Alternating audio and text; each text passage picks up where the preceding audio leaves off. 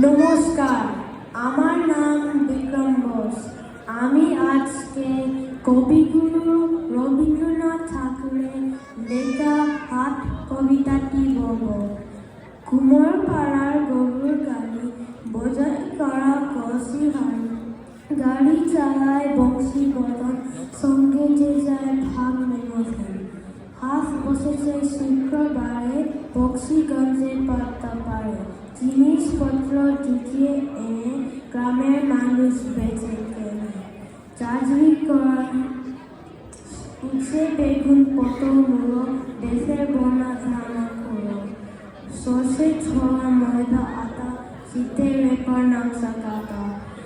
চাকরি করা বেড়ি হাতা, শহর থেকে সস্তা ছাতা। কষি বড় এখো ঘুরে, মাছি যত বেড়ায় উড়ে। করের আটি নকবে, আন্ন গাতে চাষের মেয়ে। আন্দ কানায় পাতার পরে, গান শুনিয়ে বিক্রি করে।